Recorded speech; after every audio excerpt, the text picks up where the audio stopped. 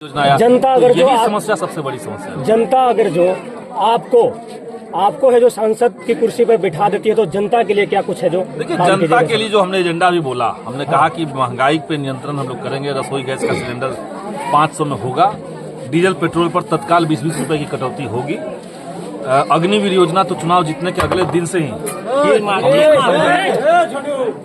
तो ये सब बातें हुई और हम लोग तुरंत इसके बाद लग करके जो एजेंडा हम लोग करेंगे पूरा करेंगे। गरीब परिवार की महिलाओं को हम लोग 1-1 लाख रुपए सरकार। नीतीश कुमार का कहीं न कहीं जो सर ये क्या बोलते हैं उसका गृह जिला है, और गृह जिला होने के बावजूद भी सड़कें हैं जो इतनी टूटी फूटी है कि दोनों साइड आप अगर जो आप आ रहे होंगे तो देख रहे होंगे सर कि सड़कें दोनों ओर खाई है। और गृह जिला होने के चलते भी है, बल्कि पूरे बिहार के भीतर सड़कों के बारे में चाहे जितना ढिंढोरा किया जाए, लेकिन ग्रामीण इलाकों में सड़कों की स्थिति बेहतर नहीं है। जनता का कैसा सहयोग मिल रहा है सर? और देखिए, इसका बड़ा कारण है बिहार के अंदर गरीबी, एक पिछड़ापन बिहार के अंदर है, अर्थव्यवस्था कमजोर है, गरीबी भयावह है। तो ये माननीय नीतीश कुमार जी को बताना चाहिए कि 17 साल से आप सत्ता में हैं, तब भी आप गरीबी दूर नहीं कर पाए, तब भी आप इंफ्रास्ट्रक्चर बेहतर नहीं कर पाए। और जहां तक जन समर्थन की बात है तो जबरदस्त जन समर्थन हम लोग को मिल रहा है। टोटल किसान, नौजवान, मजदूर, महिलाएं सब लोग समर्थन में। हम लोग 5 गांव अभी भ्रमण किए, ग्राउंड रिपोर्टिंग, पब्लिक ओपिनियन लिया है। एक सवाल ज्यादा सुनने को मिल रहा है कि हम लोग आज तक यहाँ सांसद को पहचानते भी नहीं है, आखिर किस बुनियाद पे वो लोग जीतते हैं? वही बात है, कोई सांसद महोदय को अभी तक देखा नहीं। अधिकांश गाँव की यही कहानी है। जनता, हम लोग जब जाते हैं तो उनको लगता है कि आप ही सांसद है क्या? बोले नहीं, हम तो नहीं हो, तो 15 साल से दूसरे हैं, तो कभी अलखुन है। ये जनता का सवाल है। तो आप समझिए कि जो वोट मांगने तक भी नहीं आ रहे हैं, चुनाव के बाद भी कभी नहीं आ रहे हैं, वो जनता के मुद्दा को सदन में उठाएंगे कैसे? और यही कारण है कि देखिए, किसान इतने परेशान हैं, नौजवान इतने परेशान हैं, तरह तरह की समस्याएं हैं। राजगीर को लेकर के, राजगीर में विकास की समस्याएं हैं, नालंदा का टोटल विकास का समस्या है।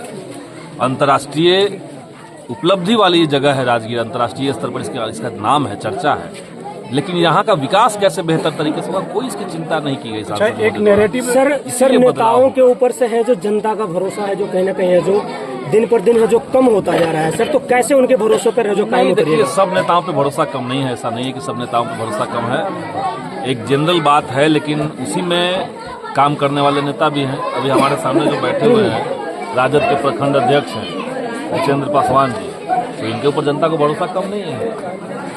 यहाँ पे महाराज जी बैठे हुए हैं, इनके ऊपर जनता का भरोसा कम नहीं है। कुछ नेता ऐसे होते हैं, जैसा कि मैंने कहा कि 15 साल बीच कहीं ना कहीं है जो कम रहे हैं, ऐसा नहीं है। देखिए, उसी के लिए हम लोग आए हैं, नहीं तो असिस्टेंट प्रोफेसर की नौकरी मेरी हो जाती। 2017 में मेरी नौकरी लगी थी, मगध यूनिवर्सिटी में प्रोफेसर रहते, बंगला मिल रहा था।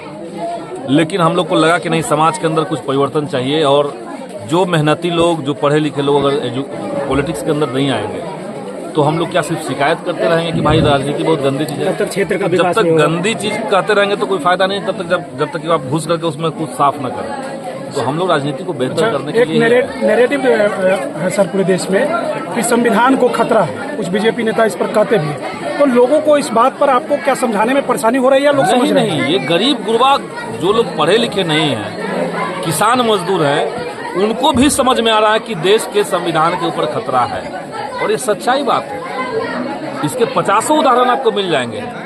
देश में जिस तरीके से संवैधानिक संस्थानों का दुरुपयोग हो रहा है, ईडी और सीबीआई का इस्तेमाल हो रहा है, इनकम टैक्स का इस्तेमाल हो रहा है। आप देखिए, विपक्ष को खत्म करने के लिए, विपक्ष के लोगों को जेल में डालने के लिए, भारत के इतिहास में पहली बार हुआ कि 2 मुख्यमंत्री चुनाव के समय जेल में डाल दिए गए। हर दिन किसी को अरेस्ट कर लिया जा रहा है। तो आप संवैधानिक संस्थानों का दुरुपयोग कर रहे हैं। आपने लोकतंत्र के चौथे खंभे मीडिया को पूरी तरीके से अपने शिकस्त में ले लिया। आप चाहते हैं कि देश का चुनाव आयोग आपके इशारे पर चले, इसलिए आपने संविधान में, संसद के अंदर नियम बदलवा करके चुनाव आयोग गठित करने का जो तरीका था उसको बदल दिया। अब 3 लोग चुनाव आयोग में हैं, चुनाव आयोग 3 लोग हैं, उसमें 2 मोदी जी के आदमी हो गए। आपके तो हर जगह पे आपने छिन्न भिन्न व्यवस्था को कर रखा है। देश के सारे विश्वविद्यालयों को आप चाहते हैं खत्म हो जाए। सर, आप जेएनयू से पढ़ाई किए हैं, और तो क्या कितना आप शिक्षा के महत्व को समझ पा रहे हैं गाँवों में? नहीं, हम तो निश्चित तौर से समझ रहे हैं, और इसलिए आप देखिए कि 3 साल जो मेरा एक विधायक के रूप में कामकाज रहा, तो विधानसभा के अंदर होता है, अधिकांश बार विधायक जो होते हैं वो अपने क्षेत्रीय सवालों में उलझ करके रह जाते हैं, लेकिन हमने हमेशा ये कोशिश की कि बिहार स्तर के जो एजुकेशन से रिलेटेड मुद्दे हैं, शिक्षकों के सवाल हैं, छात्र युवाओं के सवाल हैं, अभ्यर्थियों के सवाल हैं, या डेमोक्रेसी का जनरल सवाल है। जैसे आप बिहार में आप देखेंगे कि सभी स्कूलों में बच्चों को दोबारा से किताबें मिलनी शुरू हो गई।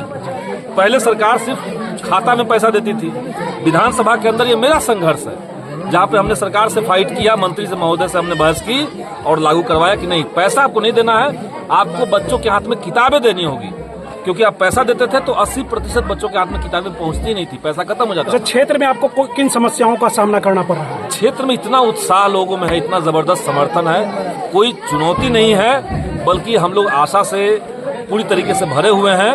और हमें भी ये तसल्ली लग रहा है कि देश को बचाने में, संविधान को बचाने में, लोकतंत्र को बचाने में हम भी नालंदा के अंदर एक भूमिका निभा रहे हैं और यहाँ इंडिया गठबंधन को परास्त कर रहे हैं। एक सवाल और है, बगल में आपका अभी हाल फिलहाल में मुंगेर लोकसभा में चुनाव हुआ है सर, कहीं न कहीं देखा जाता है जहाँ भी महादलित जो अति पिछड़े पे, उसमें एक भय होता है सर, वोट निश्चित तौर से होता है। देखिए ये जो 4 चरणों देने का नहीं चुनाव दिया जाता है। 4 चरणों का जो चुनाव हुआ, इन 4 चरणों के चुनाव में ये साफ साफ दिख रहा है कि एनडीए में खलबली मची हुई है और इसी के चलते ये लोग कहीं कहीं बूथ कैप्चरिंग करने का कोशिश किए मुंगेर के अंदर। यहाँ तक कि जो इंडिया गठबंधन की प्रत्याशी थी उसके ऊपर जानलेवा हमला भी किया गया, उनकी गाड़ी तोड़ भी दी गई।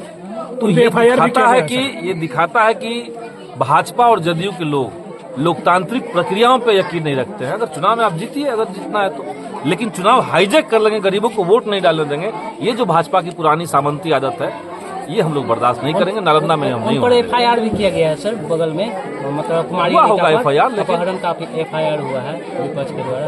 हाँ, तो यही बात है। देखिए उल्टा चोर कोतवाल को डांटे हो रहा है। तो ये सत्ता का दुरुपयोग मोदी सरकार और उनके साथ बैठे हुए नीतीश सरकार यही कर रही है। ये अच्छी बात तो नहीं है।